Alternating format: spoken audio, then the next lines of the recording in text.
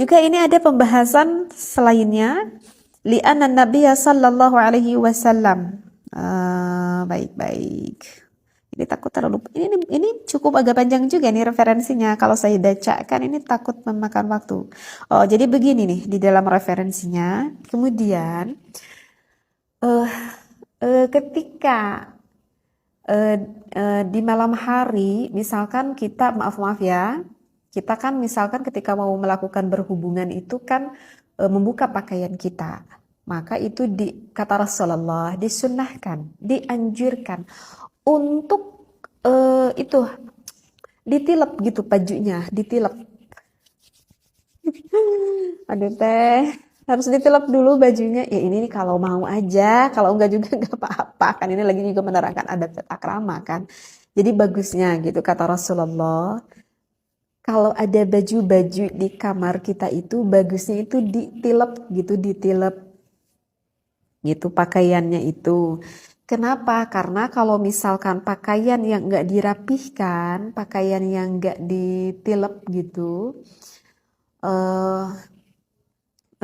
misalkan ketika kita tuh mau melakukan berhubungan, kita buka pakaian di deket di deket kasurnya gitu, kalau muruk misalkan teh gitunya, maka pakaian itu akan dipakai oleh syaitan seperti itu. Jadi ketika kita nanti memakai pakaian itu lagi dan pakaian itu sebetulnya udah dipakai oleh syaitan, hanya nggak terlihat aja oleh kasat mata kita. Seperti itu. Ataupun ketika kita hendak mau tidur, kalau bisa jangan sampai baju itu yang naon atunya bahasa Indonesia nate jadi ngalumuruk begitu si acuk teh gitunya.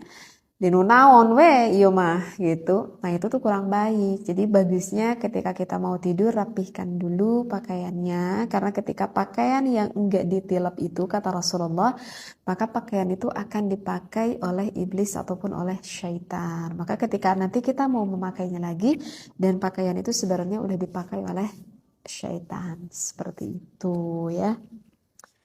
Begitu. Ya udah deh, gitu aja deh ya. Sekarang yang ingin saya bahas dulu ada. Ini sebetulnya sih masih banyak ya penjelasannya, masih banyak banget. Tapi insya Allah deh ya.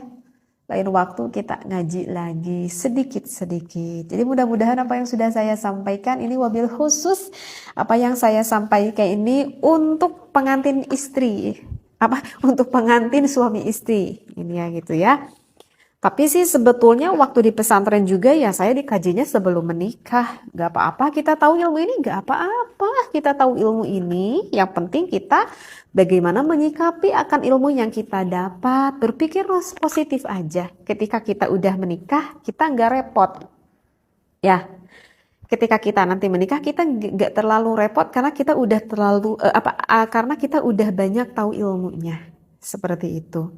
Ibaratkan kalau misalkan kita mau melakukan ibadah haji, ya, kita mau melakukan ibadah haji, coba kita mengetahui ilmunya itu ketika sedang berangkat pergi ke Mekah atau sebelumnya, kan itu persiapan sebelumnya kan, manasik haji itu persiapan sebelum kita berangkat ke Mekah. Kita tahu dulu, kaji dulu ilmunya, agar nanti ketika kita berangkat di Mekah kita udah tahu ini yang harus dilakukan ketika saya melakukan ibadah haji.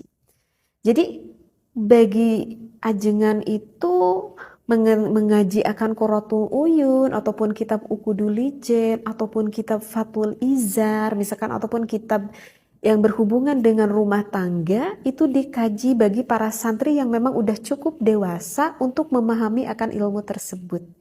Karena itu adalah ilmu-ilmu persiapan bagi para santri ketika nanti menikah dia itu udah paham ilmu-ilmunya. Ini yang diharamkan, ini yang diperbolehkan, ini yang harus dijauhi dan ini yang boleh dilakukan. Sehingga kembali lagi kepada kita yang menyikapinya.